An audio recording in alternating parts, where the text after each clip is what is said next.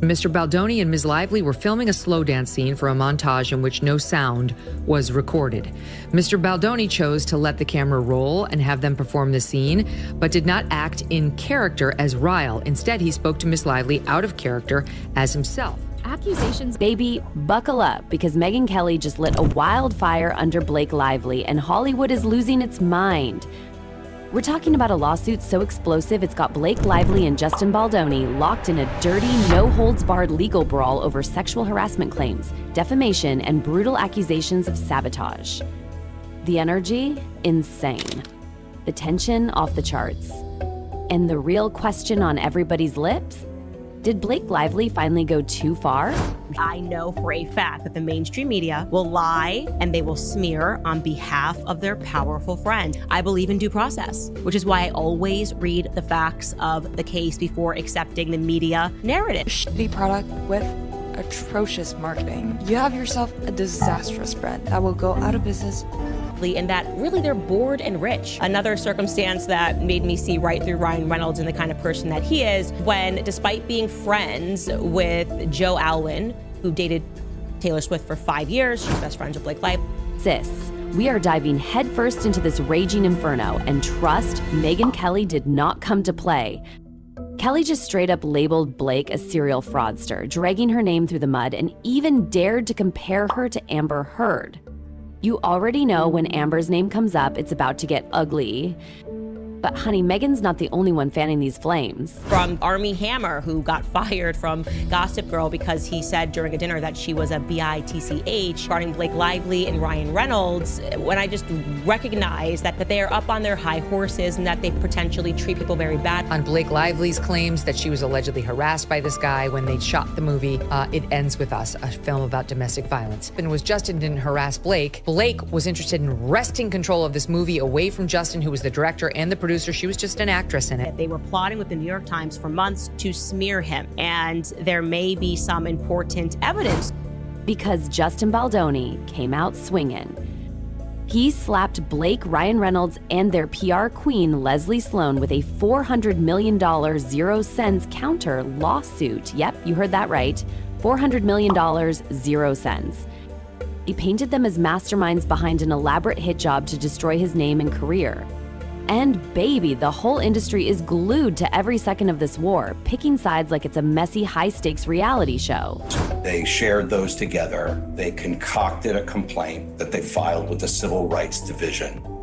They omitted texts that would have provided contact. But they believed her narrative instantly because the allegations were so strong. And I just kind of held fire because I don't trust the New York Times to save my life. The kind of lawsuit that is full of evidence, documents, which prove exactly what she did to take over the movie.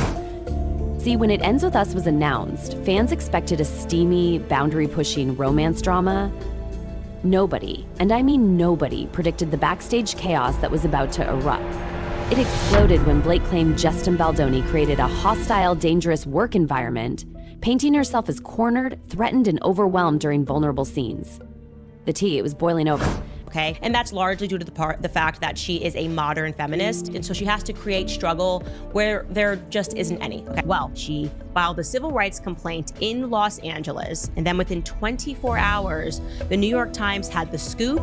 They published the complaint in its entirety, and it looked suspicious. I have no idea on what grounds these two are going to attempt to dismiss his lawsuit. I could understand some possible arguments that her publicist might make and fail, because I told you, he's got evidence. And according to the streets, aka set insiders, Blake wasn't just worried about the scenes. She was beefing about everything: creative control, scheduling, even accusing the producers of playing mind games.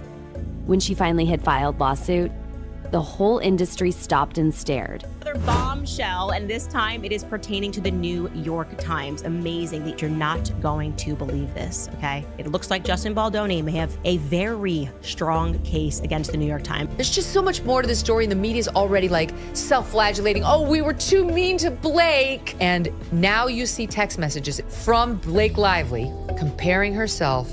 She's the mother of dragons in Game of Thrones, that she too has her dragons, Ryan Reynolds and Taylor Swift. The media, baby, they pounce.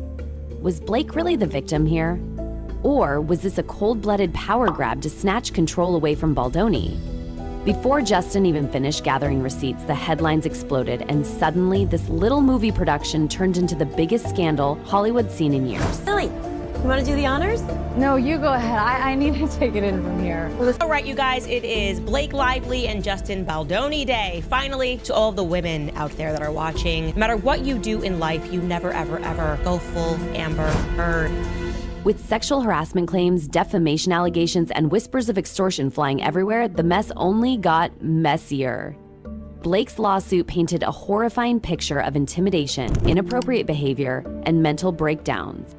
At first, the public wrapped Blake in sympathy like a warm blanket, a high-profile actress standing tall against injustice. But then Justin flipped the script. Because Baldoni fired back with that giant $400 million zero-cents counterattack, and he wasn't just dragging Blake. He called out Ryan Reynolds and Leslie Sloan too, saying they orchestrated a full-on smear campaign packed with lies and half-truths to tear him down and snatch away his creative control. Y'all, this wasn't just some creative disagreement. This was war. Now, there were two raging fires. Team Blake, fighting for a woman they said was mistreated, and Team Justin, rallying around a man screaming he was the real victim of a Hollywood hit job. And then, Megyn Kelly, she dropped the nuke. Megyn Kelly, the queen of savage takedowns, stepped up to the mic and ripped Blake Lively to shreds. On her Sirius XM show, she didn't just suggest Blake might be lying. Nah, sis. She straight up called her a serial fraudster. Kelly dragged Blake's name through every dirty puddle she could find, even throwing in Amber Heard comparisons for good measure. She basically said Blake was running the same playbook: play the victim, manipulate the media, and twist the truth for personal gain. Well, gasbit. Some said Kelly was being vicious. Others, they clapped back, saying she was the only one brave enough to tell it like it is. Suddenly, this wasn't just a lawsuit. This was a full-blown cultural war. Was Blake a mistreated heroine? Or a master manipulator pulling emotional strings to hijack the narrative? The headlines? Absolutely salivating. McNally calls Blake Lively a fraud. Social media? Exploding like fireworks. People took sides faster than you could say Amber Heard 2. Baldoni's team? Baby, they were cheering, thanking Megyn for telling the truth and fueling their version of events. Meanwhile, Blake's army of stans dragged Megyn all over Twitter, calling her a clout chaser stirring up hate. And guess what? Hollywood insiders couldn't resist picking sides either. Some big producers, directors, even old Sisterhood of the Traveling Pants co-stars jumped out waving Team Blake flags, insisting she was telling the truth. Even author Colleen Hoover, yes, the Colleen Hoover backed Blake up, hinting that all the chaos she went through on set was real. But honey, behind the scenes, the whispers told a very different story. Leaked gossip painted Blake as demanding, hard to work with, and, wait for it, strategically spinning the scandal to get full creative control and public sympathy. And the fractures kept getting worse. Friend groups torn apart. Cast members ducking calls.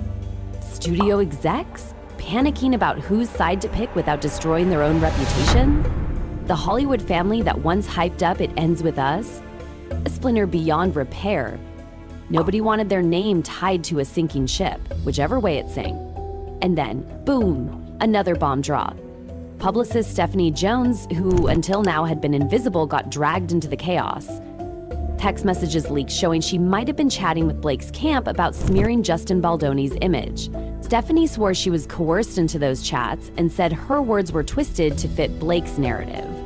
Girl, at this point you needed a map to keep up with all the betrayals. And Baldoni? He wasn't playing games either.